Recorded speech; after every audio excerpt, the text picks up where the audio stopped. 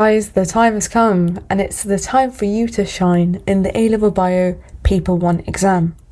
So welcome to my last minute advice and tips for it, okay? I have 4 clear-cut steps in terms of my advice. So number 1, know your exam strategy. 2, identify your exam technique for each style of question.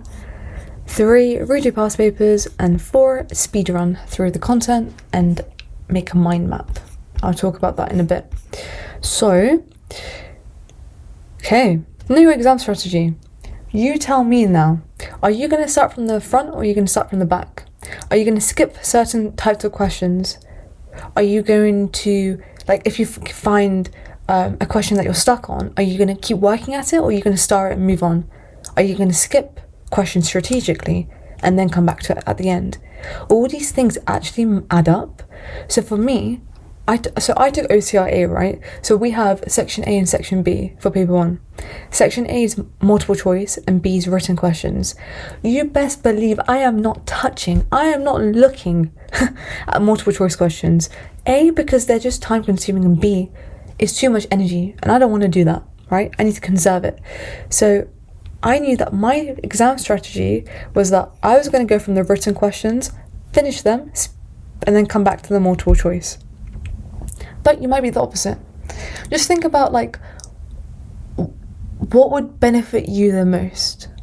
Do you need to do the multiple choice questions so that your brain, like, is being primed and thinking in the right direction in terms of bio? Or can you just jump in to written questions? Also, if you get a question that you're just stuck on, are you going to stay on it?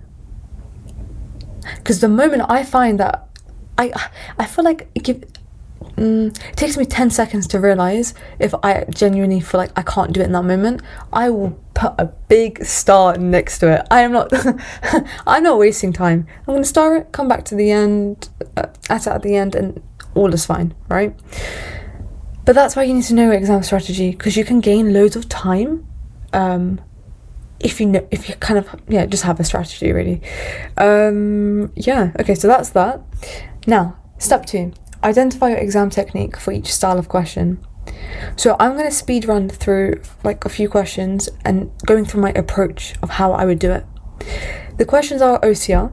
So if you take like AQA and Excel and stuff, this step will still apply to you, like what I'm going to say, in terms of the approach. Okay, what's written in your mark schemes might be a bit different. I'm not really sure, but it's the thinking that you guys should listen to more than what the answer is. So my personal technique to answer questions is, let's square that. It's 5 steps. So 1, read the question first. Listen, I am not reading the stem of the question, because every time I did that, tell me why I couldn't answer the question afterwards.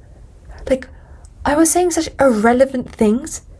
I don't know what I was on back then, but yeah, I just can't. I just can't. But if I just read the question first, actually, A, I'm saving time, because half of the time you can just answer the question without reading the info. And B, I'm not going to confuse myself and try and link certain things to the answer when clearly there was no link. So yeah, just read the question first, squared. Do it twice. Then I'm going to rephrase the question. So you might be thinking, what do you mean by that? Well, what I mean is, like, change the wording into something that would be like a flashcard and you can just answer it, right? If a flashcard came up saying that, oh yeah, what is a hormone? Okay, you're going to answer that question, aren't you, if it was a flashcard? Do the same for your exam questions. If it's saying like, oh, explain why gibberellins are classed as a hormone. Okay, explain what a hormone is as your rephrased version. Yeah? And the 3, I would check the command word. I can't stress to you how important that is. Like, the amount of times me and my friends have done questions and we're comparing our answers, and it was like, why is the level of our answers just so different?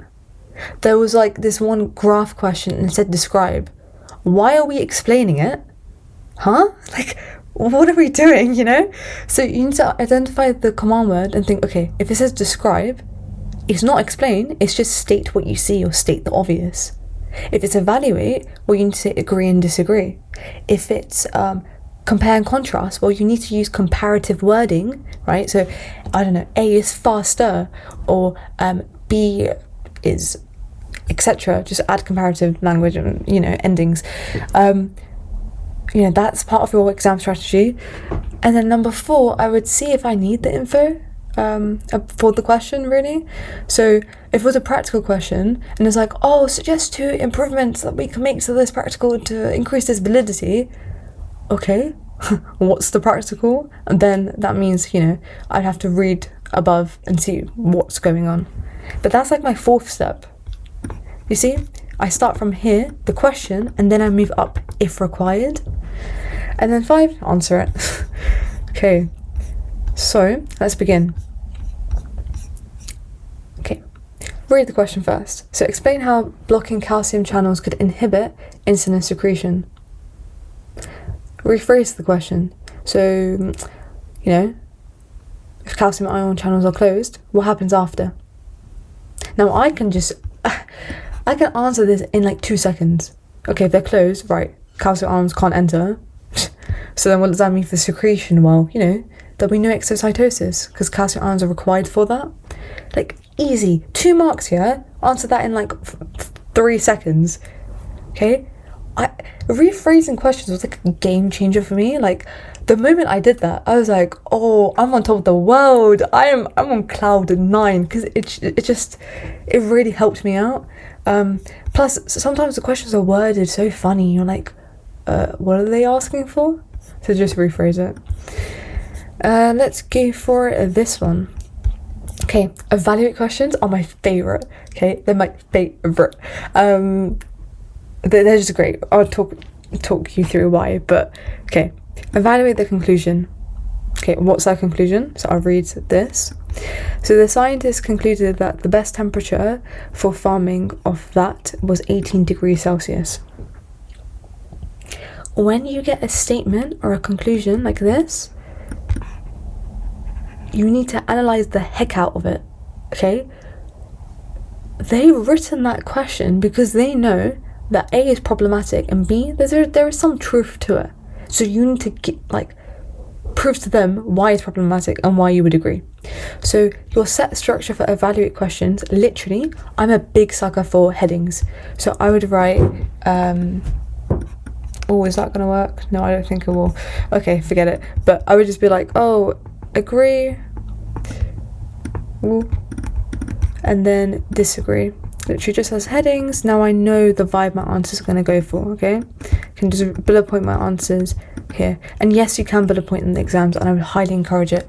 I've never written a proper paragraph in my papers. Never. Can't do it. Nope. Refuse. Cool. So evaluate means you say agree and disagree points. And actually, you also say another thing, which is problems with validity. Validity. Okay, so that would come as another heading in your question, in your answer, but it's like a subsection of disagree. Okay, so let's read what the conclusion was again. They're saying the best temperature, big claim, sure, was 18 degrees Celsius. Let's have a look. 18 degrees Celsius is this. And this is talking about high oxygen consumption in fish associated with fast growth rate. Okay. The effect of living at different temperatures on respiration in young fish at different stages of growth. Interesting. They're saying 18 is the best, but high key, why is it 23 though? Because the graph is above it, essentially. We have to agree with what they're saying. Okay. How many marks is this? 4. Yeah, 2 marks for each. Not all the time. Sometimes it could just be 1 agree point and that's enough, but you actually need to agree. So in this case, I've picked this question because you probably can't really find an agree point because it's not really 18 that's the best, it's 23. But we need to think of some way to agree with it. So I want to show you this. Where should I put it? Here. Okay. Also, this is literally how the mark scheme's laid out. Again, OCR, right? take over pinch of salt if you do another exam board, but supported, so agree, and then you can get like max 3 marks for your points of disagree and problems with validity. Okay, and so as I was saying, with your agree point, you probably wouldn't know what to say. And now this is when you kind of need to think about the context. This is about farming, people, okay, economics, money. 23 degrees Celsius, to be able to operate at that temperature would require higher like energy demands than 18. Yeah, that's a fact. So we could actually say that higher temperatures, 23 degrees Celsius, may not be economic. That's just how it is. We need to agree with it. So that's just one way that we can do it, right? Yeah, as I said, if you can't agree with it, just think about the context. And then disagree points. I can literally tell you 7, like top of my head, without looking at the mark scheme, because this is why evaluate questions are great. This is what I was talking about. When I say problems of validity, what that means is like what's missing from this like method, or what they've told you. Like if an experiment is done, you need a sample size, you need controls, you need stats tests, you need repeats, you need more temperatures, you need like loads of things for it to be valid. If you read this, can you see any of the things I just mentioned? No, I can't. Can you? They are all marks, right? So if you look over here, I would literally write this down for any evaluate question. Just look at the context, but mostly this is what you're going to write. No indication of sample size. Is this for 1 fish? Is this for 3 fish? Can we say that's representative? Like, because the thing is, right, this conclusion is mad. They're saying that the best temperature for farming of this is 18 degrees Celsius. Like, imagine somebody was standing in front of like the O2 and they're like, yes, this is the best temperature. Hello? What? No, it's not. Like, what's the sample size? Is it above 1,000? Is it 3 fish? That matters, because again, it's not going to be valid. You can't apply that to other fish or the big like population stuff. So sample size, always very important. And then problems of validity is like my version of saying cop out marks, because they're marks every time, which is great for us. So 7, idea there's no stats test. Okay, you can't say that something is this without a stats test. You need to prove it mathematically. So there is none of that. They haven't done repeats either, so what's going on there? And also 3 temperatures. What if the best temperature was at 19 degrees Celsius? Would you know? You wouldn't, because there's only 3 temperatures. So you would be like, oh, only 3 temperatures used, right? They're such easy marks, and it all comes down from the fact that you just break down the question, and like you can actually have fun in the paper. So in my paper, if somebody had heard my inner voice, like the stuff I was telling myself when approaching questions, they would actually laugh, because I was like to myself, imagine there's some like question in my paper, I'd be like, right, scientists are saying that as if I don't think they're right, let me prove why they're not right, just manifest that sort of like judgmental energy. This is the time you actually can do it, right? It's valid for you to do it in these questions, because you need to be judgmental, you need to nitpick. That's where the marks come from, because it's an evaluate. Yeah, I hope that gave you some clarity. And then we've got a 6 marker here. Okay. Evaluate the treatments for type 1 diabetes that have been used in the past, as well as current and potential future treatments. Again, evaluate means agree and disagree, so advantages and disadvantages. With this, it's a 6 marker. Rule of thumb is, if it's not a designer practical or designer valid, practical and stuff, it's about content, okay? It's just regurgitation of content, these 6 markers, which is just great for us. So just split the answer into 3 parts. So the past, current, and future. And then underneath, say what the treatment is, say agree, not really agree, but advantages, disadvantages, keep going, and that's really it. Okay, so you just need to know the treatments of type 1 diabetes. So this is the mark scheme for it, if you didn't know already. I can't remember what year this was in, but yeah, just go into the topic questions, you'll find it. Okay. What should we talk next? Well, kind of spoke about this in my most recent video, but let's read the question. So suggest 2 modifications the researcher would need to make to this apparatus to investigate the effect of temperature on the rate of respiration. Yeah, long day. That's too long. What's going on? So let's rephrase it. Okay. What 2 things need to change to make this investigation specific to temperature? Now, I'm going to read the info. You know what's going on. So they want to see the effect of different temperatures, but the thing is, yeah, it's contradictory, isn't it? Where the hell is there any mention of temperature or like temperature stuff, like thermometer, thermostat? There's none of it. So how can you change and measure temperature without its stuff, right? So that's why when I just rephrased it into specific to temperature, I've now got something in my head that I'm looking for in this diagram, rather than just looking at it like cluelessly thinking, what can I write? So just by rephrasing it, you're guiding yourself. You know, you're literally holding your hand and thinking, okay, this is the direction I need to go in. And hence why the answer is like this: thermostat, thermometer, right? Monitor, control the temperature. Again, there is no mention of any of that in the diagram. So how can you say you're going to investigate it? Make it make sense. Yeah. Think logically. That's the one. Think logically. It's not hard, and it's not rocket science. Trust me. Yes, the exam questions might be hard, but you can make it easy for yourself. So this strategy that I told you about was how I made it so easy. Like light work. But this is something I want you guys to practice. You know, try this method out, see whether it works for you, and adapt it. You know, everyone thinks differently, so adapt it, but this is just like a starting point if you don't have your exam technique down that well.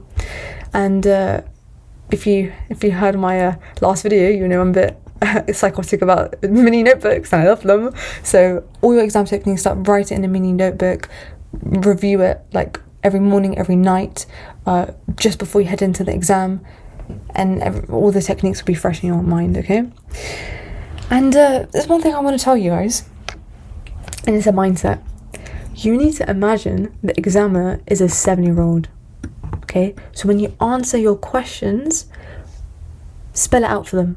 State the obvious points. Let's be real, a 7-year-old does not care about flowery language. They don't want you to beat around the bush. They're if you start doing that, they'll just walk away. I don't have time for you, right? But people our age, you know, we can beat around the bush. We can start talking in circles. And no, we shouldn't do that, because you know sometimes you read your answers and you're like, firstly, did I even answer the question? Secondly, what the hell am I on about? Like, am I actually okay? That's because you're beating around the bush. You'll imagine, like, if you start imagining the examiner's a 7-year-old, you'll be able to say, like, for example here, saying that, yeah, calcium ions don't enter. Do you know how many people have done this question with me and they don't say this point? Like, it's in the double digits. It's so obvious. If it's blocked, then hello, of course it can't enter, right? That's where the examiner being 7-year-old comes in. Just state the obvious points. And again, this is all something you need to practice right after this video, okay? Grab some questions, I don't know, open up your past paper, try this out. And the more you think about this examiner who's marking it as a 7-year-old, the more you'll get into the swing of saying the obvious points, because they are the marks, yeah? It's not the niche points. That's why you probably can't get marks in the first place, because you're saying stuff that's just not on the mark scheme, right? It's the obvious points that are. So, leading on to step 2, from step 2, just do your past papers. Again, if you haven't finished them, finish them. If you have, redo them. But now you're doing it with new awareness, okay? You're not just answering for the sake of answering questions. No, you're doing it to test out the exam technique. You're doing it to see what comes up, you know, what are the patterns. If this question says X, okay, most likely every time I have to say why. Also with graph questions, correlation does not imply causation. See, that's one thing you can just identify from questions. So that's why I said with new awareness, because of everything that I've said here, you should not be thinking the same way after. Hopefully you've gained clarity from it. But what I would do, especially if you're doing OCR A, focus on these types of questions. So evaluate the conclusion/statement with graphs. They love it.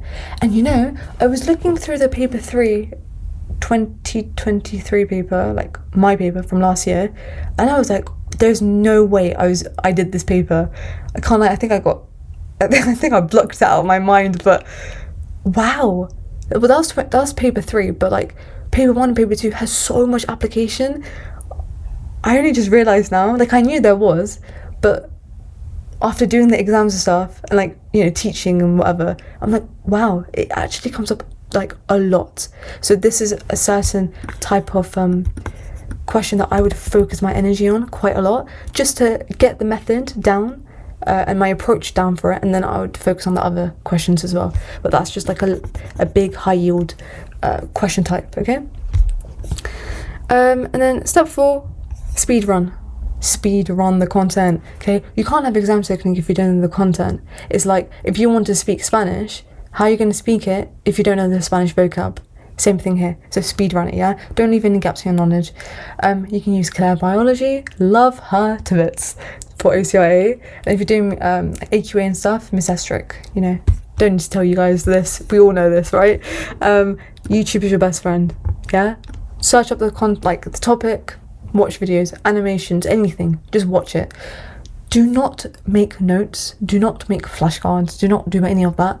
Just use what's already out there on the internet. You don't have time. And there's the last thing I want to talk about. Make a mind map. Making synoptic links. So synoptic links basically means you're connecting your thoughts from one topic to another topic, and that topic to another topic, right? We know that exam questions aren't just singular. Like, let's say there was a question on respiration. The question isn't just on respiration, it's on stuff about enzymes. It's about stuff on, like concentration gradients. It's about stuff on X, Y, and Z, right? That's what I mean by synoptic links. Think about how one topic links to another, and you can make a mind map. Personally, I just kind of said it out loud. I was literally, I think I spent like a good 15 minutes looking at all the modules and all the topics and thinking, okay, so if a question comes up for photosynthesis, it can link to this aspect of the spec. It can lead to this, it can lead to that, it can link to this. And it helps you, because when you're stuck on a question, you're like, flip, what am I meant to say? I don't even know what it's on about. Simplify it for yourself and be like, okay, what topic is this? And then you can go from there. So that's what I mean by the mind map thing. And also, if you're in dire need to memorize certain stuff, let's say processes, make songs for them. Like, I think I made about seven songs. Like, they were mostly over the Tracy Beaker theme song. I learned like micropropagation, just other processes through theme songs. It helps so much, and it's fun. Like, me reciting Tracy Beaker's theme song in the paper was kind of iconic. It really helps out. So just try that if you need to memorize stuff really fast, okay? And lastly, check your spec to see what modules come up in paper 1. Because I won't lie to you guys, I only found out like a week before my paper 1, like what was actually going to come up. Like, I knew, you know, there was like these modules, and I knew that, oh, this was like, we learnt this in A2 and this is in AS, but I should never decided to look at what's going to come up, which is a bit odd. So like, if we're doing paper 1 for OCR, is module 1, 2, 3 and 5, okay? Yeah, just make sure you check your spec and you actually know what's coming up, so you don't really make the same mistake as I did.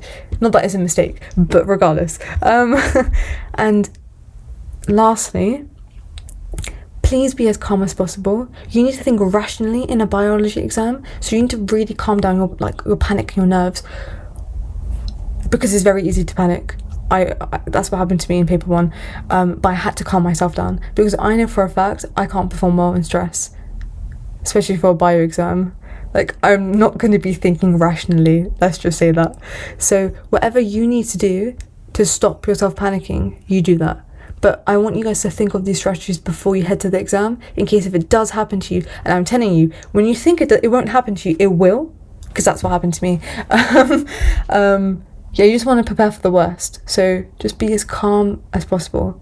And if you're thinking like, oh, I've done all this revision and I still feel like I'm not good enough, I feel like I'm just not there yet, just take a step back and look at all the work you've done objectively. Imagine a third person is looking into your life and seeing all the work that you've done. They're probably going to be like, you're going to smash the exam, but you don't feel like that. Nor did I. I was like, after all that revision I did, I felt like I was still lacking in some areas. It was fine. Yeah, just look at your progress objectively, not subjectively, because you can start doubting yourself, and I don't want you to do that. Just look at it as if it's a third person looking into what you've done. You're fine, yeah? If you put in the work, success is just naturally going to follow. So just trust that. And yeah. Oh, this image, I've pasted it twice because it's very important. I want this image to retain and stay in your head. Basically, in terms of mindset, right? As I said, the synoptic links, you need to look at how they link together, like the topics and subtopics and stuff. So keep looking upwards. Don't look down, looking into the micro details of like, oh my god, I don't know, in transpiration, there's these little micro stuff that I need to learn. Yeah, you do, I guess.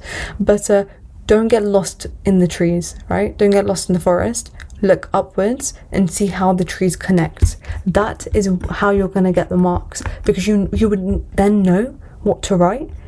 Yeah, so keep looking upwards. And lastly, imagine this reality. Approved, accepted, and congratulations, all in 2024, okay? Yes, these exams are basically determining your next academic year, but at the same time, although that comes with a lot of pressure and stress, just trust that the work that you have done is going to manifest itself in your grade.